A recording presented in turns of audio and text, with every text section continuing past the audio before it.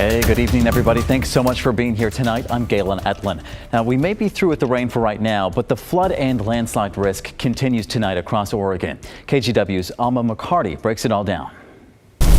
On Friday, near constant rain turned into even more of a headache for many. Some of those complications remain.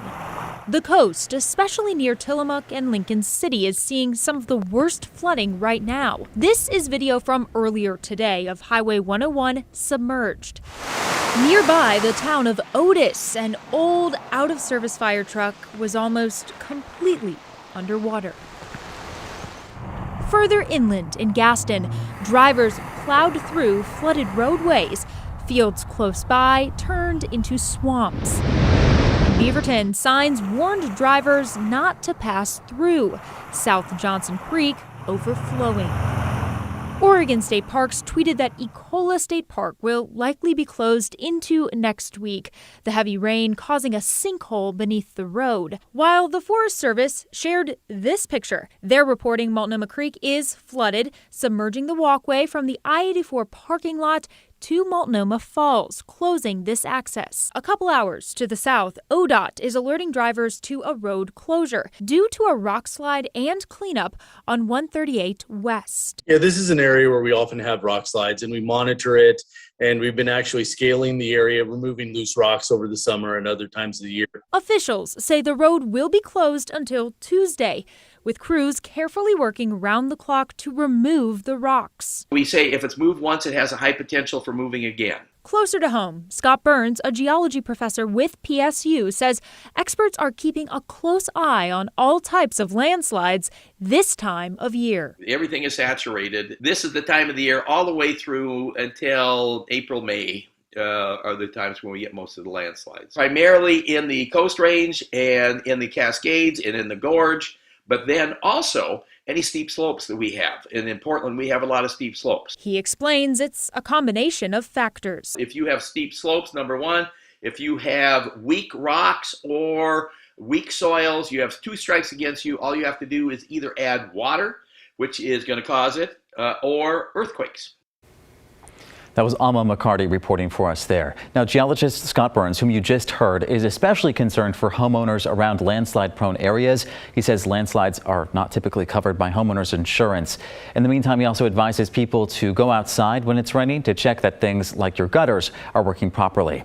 Now, even though it has dried up a bit around the metro, state and federal officials are warning you to stay away from areas that have seen the flooding. The Statesman Journal reports, for example, coastal counties are seeing severe floods, and parts of the gorge have had some problems, although the warning for Multnomah Falls has lifted. The U.S. Forest Service wants people to stay away from these areas until things dry up a little bit more. You can help yourself by looking up those areas and more information on KGW.com. And we've got meteorologist Joe Ranieri here to really break it down for us. Things are looking different right now. Right, all the watches and warnings have expired, Galen, but That's good. Still we're in between systems, and not just any system. We're looking at our second atmospheric river that's going to be arriving tonight, and it's really going to be impacting us starting the early part of next week.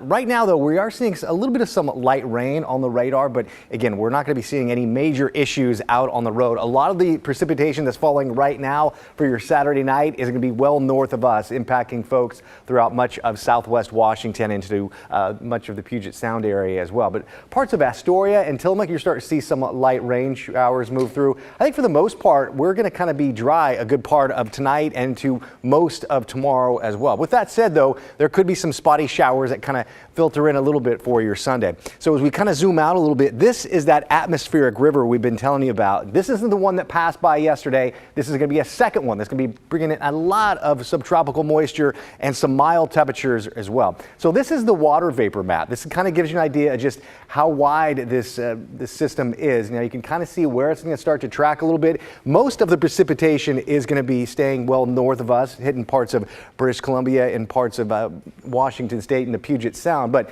it's going to sink southeastward a little bit heading into tomorrow night and into Monday. So what does that mean for us? We're going to be mainly dry for tomorrow, but as we put futurecast into motion, you can see here we are, 9:30 night, picking up a little bit of some showers near southwest Washington into Longview, a little bit in Astoria as well. And then we go into the later part of it tomorrow. We stay dry, and then we stay dry into the early morning hours on Monday. When it gets really nasty and wet is throughout your morning commute. It's going to be throughout the coast and the valley. Not only are we going to be seeing heavy rain this time, but also some wind. I'll talk more about that coming up in your detailed forecast. Still more to get through. Joe, thank you so much. We'll see you soon. Well, a woman is dead tonight from walking into traffic on I-5. Here's exactly what happened. This was last night in Salem. Troopers say Christina Klung of Lebanon got out of her boyfriend's car when it was parked in the median and walked into the lane of traffic. And that's when a driver hit her. Now, that driver did stay behind on that scene to cooperate with Oregon State Police. Klung was pronounced dead at the scene. Portland police are also investigating a serious crash that left one person with critical injuries. Officers responded to I-84 near Northeast 122nd just after 10:30 last night. Police think someone was driving, crashed themselves, got out, and then got hit by two unrelated vehicles. Anyone with information about that is asked to contact Portland police. Now, Oregon State Police are caring for one of their own tonight, Trooper John Jeffries and his family. Now, Trooper Jeffries got hurt while chasing down a suspect near St. Helens Thursday night. The Columbia County Sheriff's Office says the suspect rammed an Oregon State squad car, which then hit the one Jeffries was driving. Now, that suspect is in custody, but Jeffries is in the hospital, and doctors are still determining how severely hurt he was. OSP released this statement today saying, quote, "All troopers recognize the risk they face each time they don our uniforms and report for duty, but accepting that risk does not make the fight Trooper Jeffries is currently battling easier. As minutes, hours, and days go by, our prayers and support are with Trooper Jeffries and his family." Well, it looks like workers for Kaiser Permanente will no longer strike next week. The union has a tentative agreement tonight. The Oregon Federation of Nurses and Health Professionals announced that tentative agreement today. It includes wage increases, racial justice language, and language to address staffing issues. The union says the 3,400 employees in Oregon and Southwest Washington and 52,000 workers nationally will need to vote on that contract. That's expected to begin in the coming days after information sessions for workers. More than 1,000 people have been without power for more than 12 hours now in parts of southeast Portland.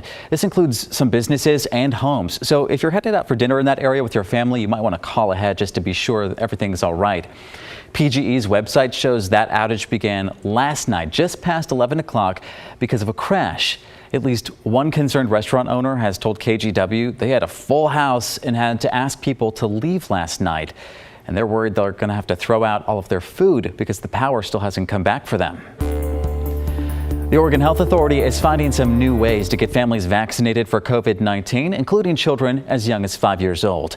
A new full-service clinic opened this week in Washington County. It's offering vaccinations for kids and adults with both Pfizer and Moderna first or second shots and boosters too.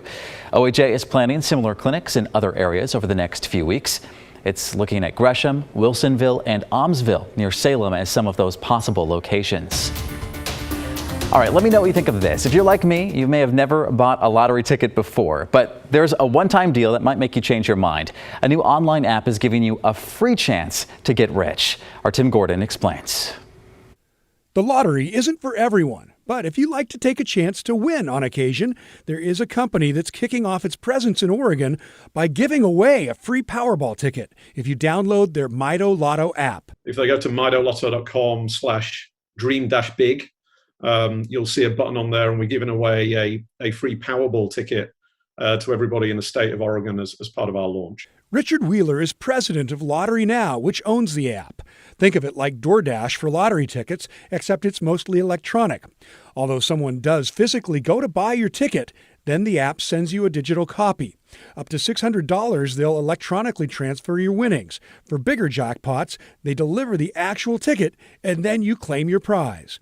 The app charges a 20% convenience fee. That's 40 cents for a $2 Powerball or Mega Millions ticket. We never take anyone's winnings. So the convenience fee we charge is on the front end when you order the ticket. But once that's done, that's it. There is no connection to the Oregon Lottery, but like a few other apps, Mito Lotto does the legwork of getting you a ticket within the current system. In most states, you can't kind of get access to lottery on your phone, and we just think in the year 2021, that's kind of crazy. So again, if you want a free Powerball ticket, you've got to get the app. After that, all you need is some good luck. Absolutely right. And we hope somebody wins as a result. So yeah, we love to celebrate our launch in Oregon. And like I said, I hope someone gets really lucky. Tim Gordon, KGW News.